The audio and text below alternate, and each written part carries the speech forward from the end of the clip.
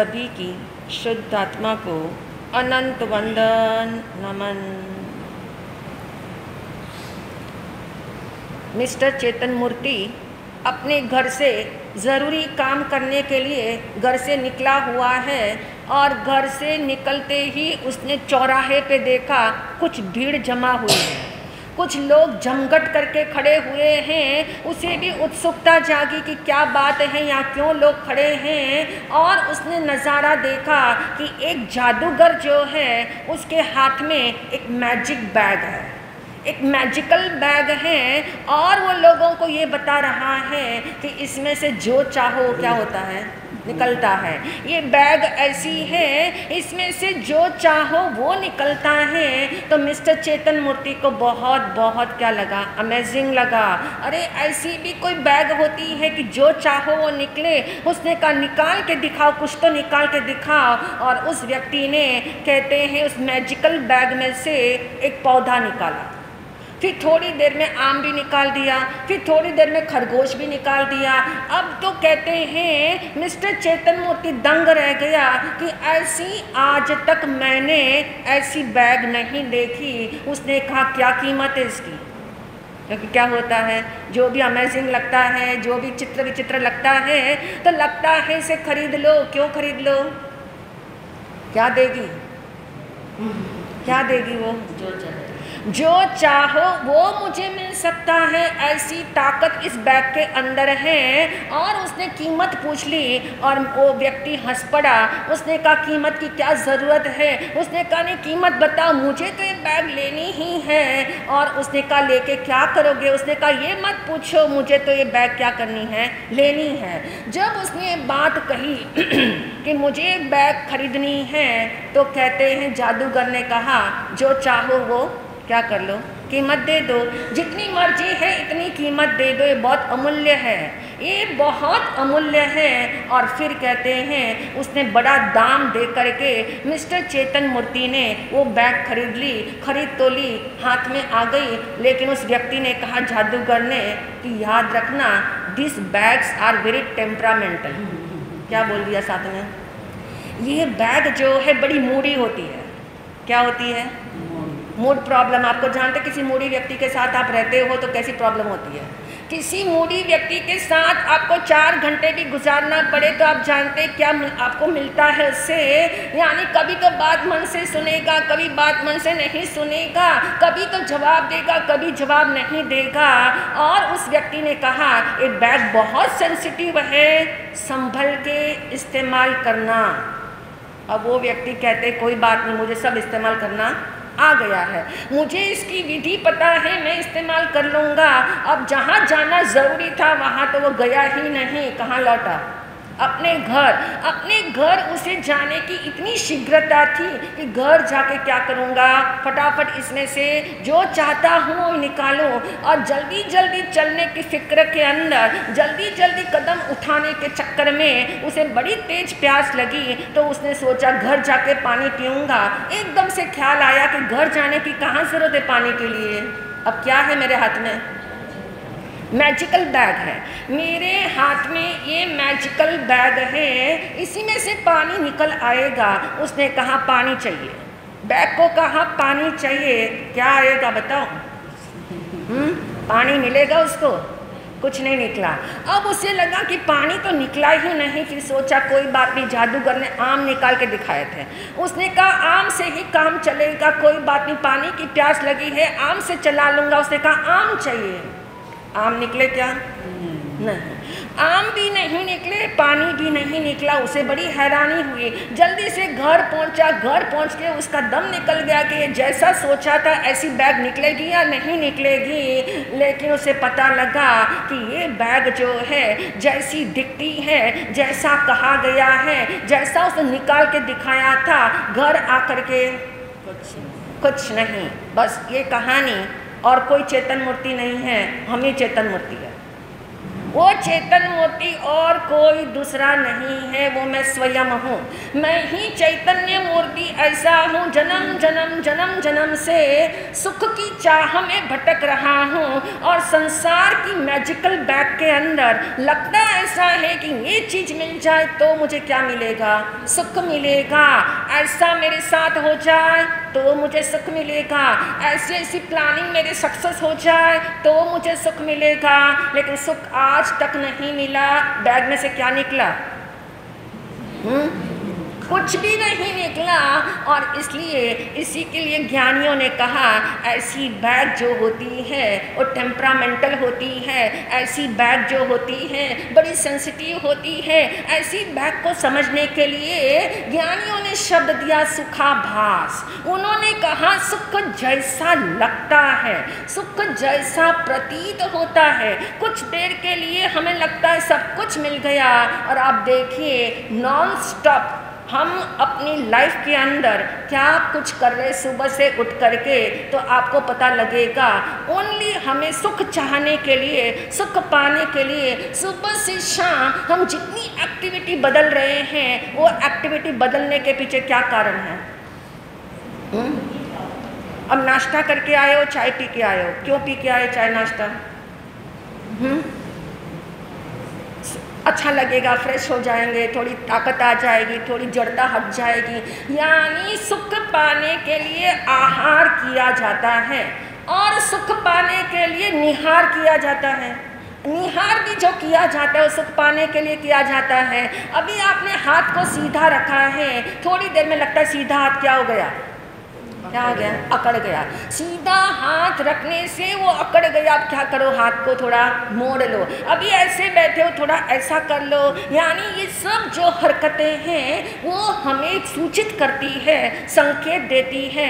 हर समय हमारे भीतर में लगता है ऐसा करने से सुख मिलेगा, ऐसा करने से सुख मिलेगा, ये कपड़े पहनो तो अच्छा लगेगा, ऐसा नहीं पहनोगे तो अच्छा नहीं लगेगा। यानी सारी बातें दिमाग में जो घूमती है उसके पीछे एक ही कारण है, सुख की प्यास है, सुख की खोज है। और उस सुख की खोज की तलब ऐसी है, उसके कारण जो सुख जैसा भी दिखाई देना उसको हम लेबल क्या दे देते हैं, सुख का लेबल देते हैं। लेबलिंग गलत कर देते हैं, रॉन्ग डायरेक्शन में चले जाते हैं। जैसे उस मैजिकल बैग ने उस चेतन मूर्ति को भ्रांति में डाल दिया, ऐसे ही सुखाभास जो है वो हमें भ्रांति में डाल देता है, भ्रम में पड़ जाते हैं। जो सुख नहीं है, जहाँ से सुख मिलता नहीं है वहाँ से मिलेगा, ऐसा हमारा निश्चय है, ऐसा हमारा निर्णय है, ऐसी हमारी बिलीफ सिस्टम है। और इसी बिलीफ सिस्टम के कारण हमारे ट्रैक्स गलत हो गए।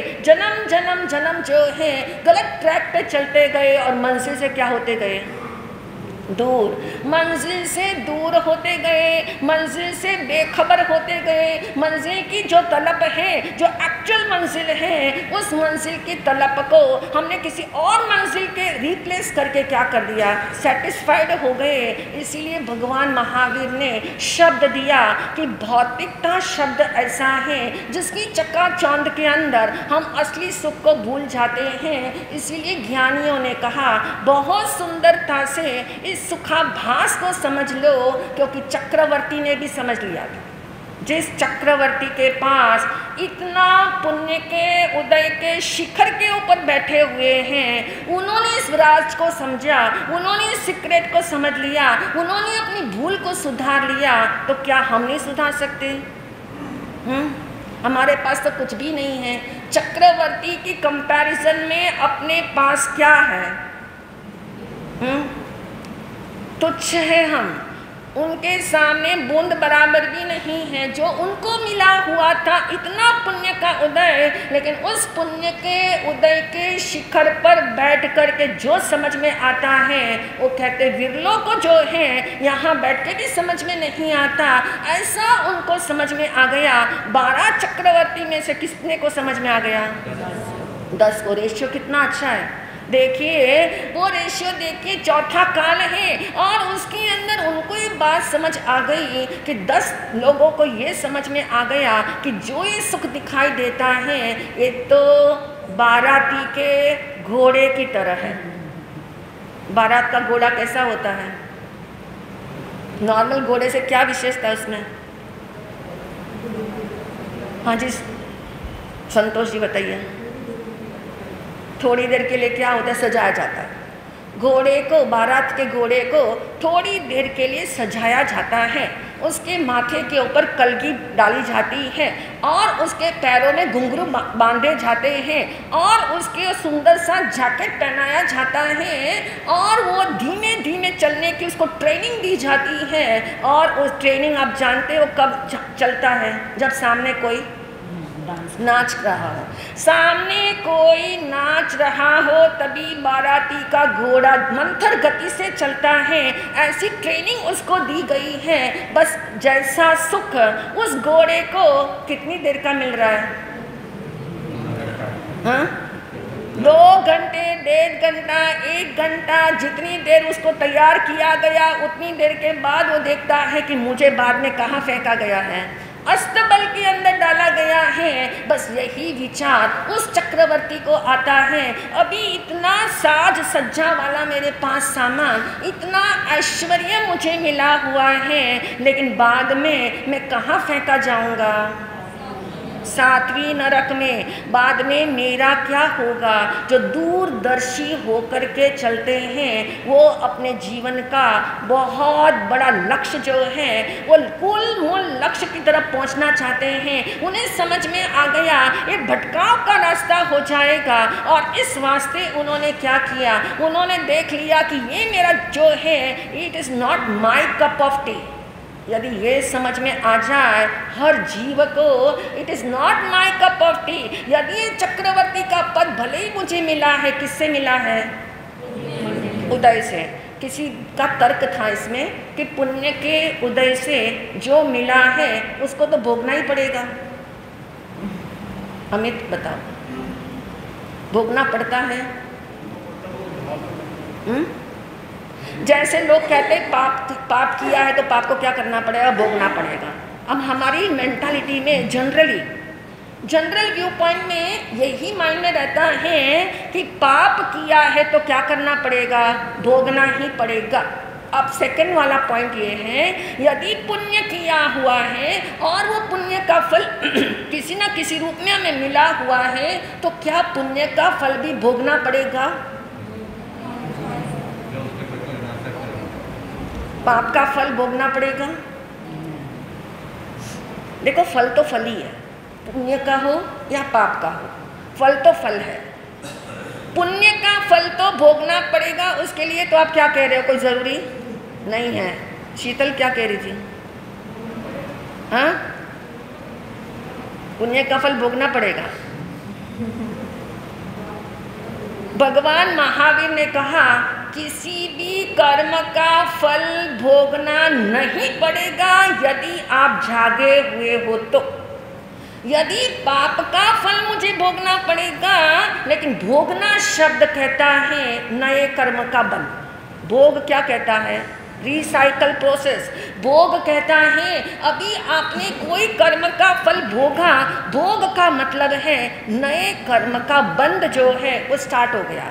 एक चीज का भोग उसका मतलब नए चीज का बंध। एक चीज का भोग आपने किया यानी नए कर्मों का बंध कर लिया, यानी भोगना कोई जरूरी नहीं है। यदि भोगने के समय पे आपकी जागृति हो, दृष्टि हो, सम्यक दृष्टि हो, सही ढंग से आप अपने को जानते हो, तो आप जो है चाहे पुण्य का फल मिल रहा हो मीठा या चाहे पाप का फल मिल रहा हो कड़वा, तो क्या कर सकते हो?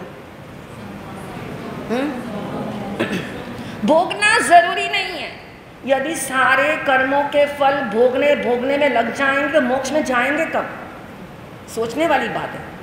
यदि ऐसा कभी विचार करके देखो, यदि सारे पापों का फल मुझे भोगना पड़ेगा, सारे पुण्य का फल मुझे भोगना पड़ेगा, यदि सब कुछ भोगते ही रहोगे तो भोगने के अंदर वापस क्या हो रहा है? नई साइकिल शुरू हो रही है। जितना भोगा जाएगा उसका मतलब क्या हुआ? नए कर्मों का बंध भी साथ ही हो रहा है, क्योंकि कोई भी व्यक्ति जो चीज भोगता है उस समय उसके भीतर में आर्त ध्यान होता है। शब्द क्या है? आर्त ध्यान। आर्त ध्यान होता है और वो आर्त ध्यान नवीन कर्मों का बंद करा देता है, फिर तो कभी भी कोई जीव मोक्ष में जा ही नहीं सकता। तो भगवान महावीर ने ऐसी टेक्निक बताई हुई है कि बिना भोगे आप जो हैं उस पुण्य के फल के साथ रह सकते हो। बिना भोगे कैसे जिया जा सकता है? पाप का फल भी मिल रहा है, पुण्य का फल भी मिल रहा है, और उसके उदय में भी यदि जागृति हो, शब्द क्या दिया है? जागृति। जागृति यानी दृष्टि हो। दृष्टि यानी किसके ऊपर दृष्टि हो? नित्य पे दृष्टि हो। यदि नित्य पे दृष्टि हो तो तत्काल संभल जाएंगे, फिर नए कर्मों का बंध नहीं होगा। बस यही बात है। वो चक्रवर्ती जो इतने भोगों के बीच में रहते हैं, उन्होंने समझ लिया ये भयंकर जेल मुझे मिल जाएगी, मैं जो फेंका जाऊंगा 7वीं नरक के अंदर। और 7वीं नरक का आयुष्य कितना है? 33 सागरोपम, सागर की उपमा वाला ऐसा ये सागरोपम 33 सागर। एक सागर के अंदर जितनी पानी की बूंदे हो, और एक बूंद इज इक्वल टू 100 ईयर्स। कल्पना करना, ऐसा कल्पना करो, ऐसे कितने सागर? 33। अब 33 सागर जितने कहते हैं समय तक मुझे कहाँ बंध के रहना पड़ेगा? उस 7वीं नरक के अंदर जहाँ भयंकर कष्ट होगा। उन्होंने एकदम से अपनी कहते हैं मस्तिष्क को झटका दिया कि ऐसी मेरे जीवन के अंदर मुझे मेरी मूढ़ता पसंद नहीं है। शब्द क्या है? मूढ़ता। उन्होंने अपनी मूढ़ता पहचान ली। आज तक मैंने ऐसा ही किया, लेकिन अब मुझे आगे ऐसा नहीं करना, यानी मूढ़ता उन्होंने अपनी पहचान ली। और कहते हैं जो जीव अपनी मूढ़ता को समझ लेता है, अपनी मूढ़ता को जान लेता है, अपनी मूढ़ता के साथ मुझे कैसे बिहेव करना है, तो कहते हैं उन्होंने सूत्र पहना अपने आप को सूत्र दिया, मूढ़ता नहीं गूढ़ता। शब्द क्या है? गूढ़ता। मूढ़ता किसको कहते हैं? अज्ञानता। एक शब्द होता है मूर्खता और एक शब्द होता है मूढ़ता। अब कौन खतरनाक है? निर्मल जी, मूर्खता या मूढ़ता? खतरनाक कौन लग रहा है? मतलब मूर्ख व्यक्ति तो आप जानते हैं कुछ भी जवाब देता है, ठीक है। कई बार एक्सपीरियंस हुआ है, कुछ लोग कुछ भी पूछ लो ऐसे जवाब दे देते बिना सोचे समझे के, पागल है, ऐसे बोलने में आ जाता है, ऐसे समझने में आ जाता है। यानी मूर्ख व्यक्ति फिर भी कहते हैं वो व्यक्ति फिर भी क्षमाशील है, वो मूर्ख व्यक्ति फिर भी अपना ही एक नुकसान करता है। लेकिन मूढ़ व्यक्ति, शब्द है मूढ़, मूढ़ व्यक्ति जो है वो कहते हैं स्वयं भी बर्बाद होता है, क्योंकि उसके कई सारे जन्म जन्म से चली आ रही मूढ़ता यानी अज्ञानता। मूढ़ता यानी समझ में आने के बाद भी चेंज नहीं होना। मालूम है गलती हो रही है, मालूम है भूल हो रही है, मालूम है डायरेक्शन रॉन्ग चल रहा है, मालूम है ट्रैक ही गलत है, फिर भी रॉन्ग ट्रैक के ऊपर ही गाड़ी को कैसे क्या करना? तेजी से दौड़ाना। गाड़ी को मंदी भी नहीं करना, गाड़ी को तेजी से चला लेना, उसको कहते हैं मूढ़ता। और वो चक्रवर्ती जो 10 के नंबर में हैं, जिन्होंने समझ लिया है बात को, वो कहते हैं हमें मूढ़ता से जीवन नहीं जीना है, हमें गूढ़ता से जीवन जीना है, प्रज्ञा से जीवन जीना है। और प्रज्ञा उनको कहती है ऐसा जन्म जो मुझे मिला हुआ है, टॉप मिला है, टॉप का मिला है, तो टॉप मोस्ट जो है सिद्धालय, जो मेरा असली ठिकाना है, वहाँ पे मैं पहुँचूँगा। तो नंबर 1 उन्होंने क्षणभंगुरता की विचारधारा को मूढ़ता के अंदर डाला कि क्षणभंगुर जो व्यक्ति है यानी क्षणभंगुर जीवन का ही ख्याल करेंगे तो आप जानते कहीं नहीं पहुंचेंगे। क्यों? क्षणभंगुरता का विचार अच्छा है या नहीं? क्षणिकता, जिसको हम कहते हैं क्षणिकता, हाँ अनित्य, अनित्य मान लेना पहले स्टेप है। ये अनित्य है, ये अनित्य, ये अनित्य है, और अनित्य अनित्य मान करके कुछ लोग जो है सही ट्रैक पे आ जाते हैं। और कुछ लोग अनित्य अनित्य मान करके रॉन्ग ट्रैक पे जाते हैं, क्योंकि उनको लगता है अरे यही तो लाइफ है, जो करना है वो किस लाइफ में करना है इसी लाइफ में करना है। यानी जिसको नित्य की समझ ना आई हो, नित्य के बल पे अनित्यता जो बरतती है वो सही है, अनित्य के बल पे अनित्यता का चिंतन होता हो वो गलत है। तो नित्य के बल पे अनित्यता का चिंतन कैसे करना होता है, कैसे करके वो चक्रवर्ती मोक्ष में चले गए, इन्हीं भावों के साथ पहुँच।